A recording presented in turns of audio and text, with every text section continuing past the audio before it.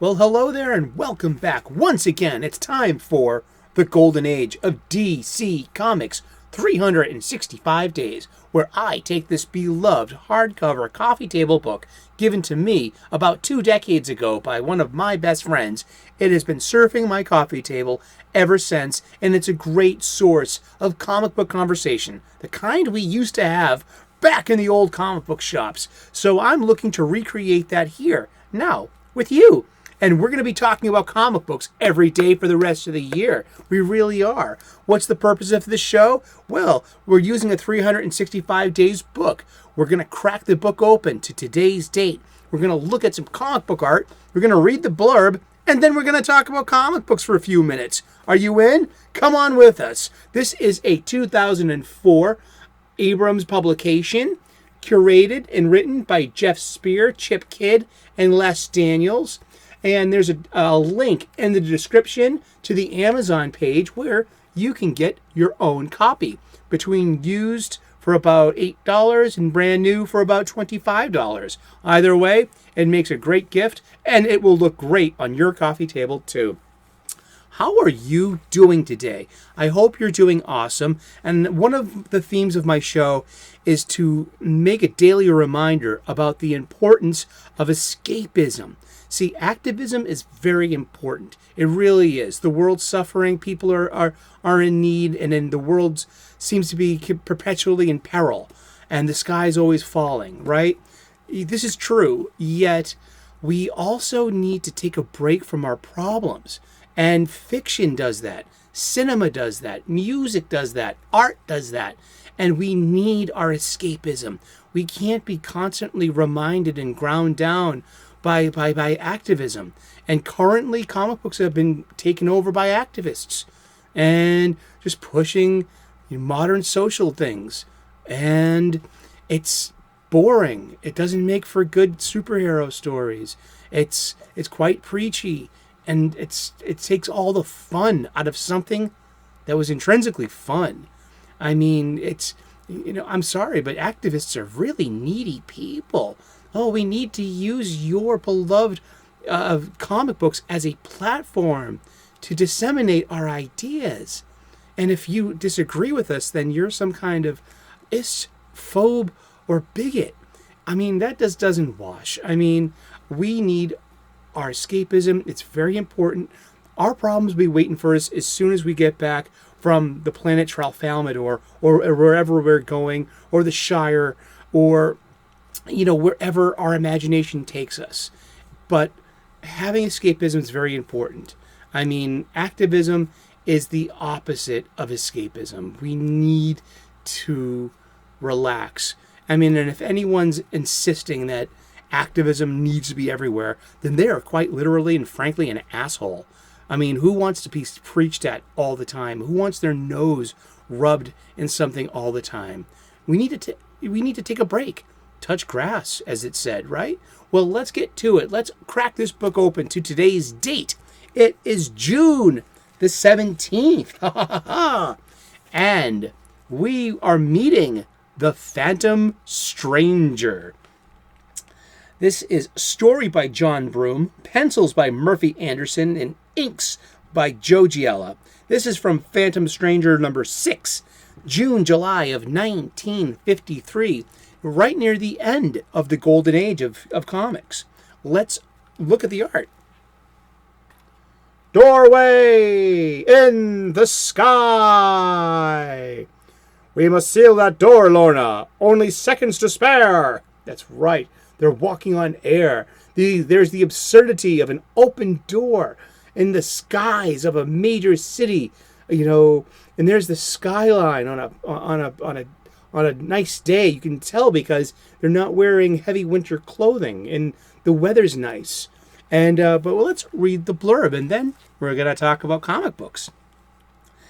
A slightly sinister hero with a supernatural flavor, the Phantom Stranger in some ways represented a throwback to certain superheroes of a previous decade, like the Spectre and Dr. Fate. Yet he wore an ordinary business suit instead of colorful superhero costume, although the brim of his hat sometimes seemed to work. as a mask. Perhaps because of his conservative demeanor, the Phantom Stranger's comic book lasted only 6 issues, but it was revived with greater success in 1969. Meanwhile, the series was enhanced by surrealistic images like this one. Yes, surreal, almost absurd. You know, well, what's more absurd than people with superpowers flying around in the skies in brightly colored tights with capes, you know, fighting equally absurd villains. You know, superhero pop art is kind of like a mirror into absurdity and absurd art, you know, in its own way. But let's talk about the Phantom Stranger for a couple of minutes. The Phantom Stranger, in my humble opinion, quite possibly is the last superhero of the Golden Age. Well, specifically for DC Comics. Let's get to it. I'm going to read this from the wiki in my best, Rich Evans voice. The Phantom Stranger is a fictional hero of unspecified paranormal origins who battles mysterious and occult forces in various titles published by DC Comics, sometimes under their Vertigo imprint. The character first appeared in an eponymous comics anthology published in September of 1952. He first appeared after an appearance in Showcase number 80 in 1969. He received another series that ran from 1969 until 1976. The reprint from the... Yeah, let's just leave it there. Things I liked about him was that he would just appear, help, and disappear. And there was a caveat to it that people would forget all about him until he appeared and be like, "Oh, Phantom Stranger," and then he would leave, and it would kind of be like your mind got wiped, and you would forget about the Phantom Stranger and how he helped. And we would call him today OP.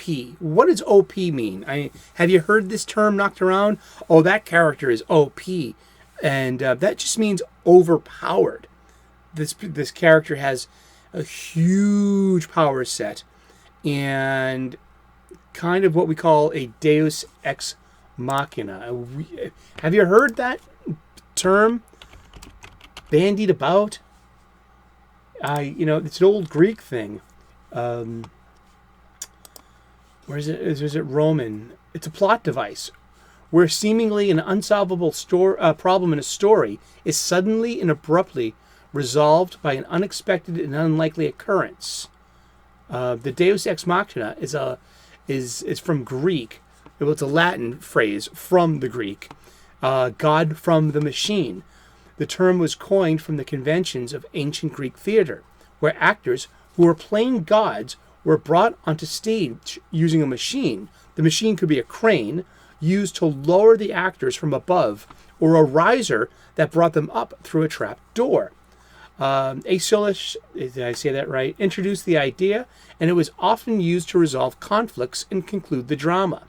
The device is mostly associated with Greek tragedy, although it appears in some comedies. So we've come to the end of the story, and then here comes this god or angel, and they deliver judgment, and they resolve the story. So by now, in our modern age, a Deus Ex Machina is a pretty cheap way to conclude a story.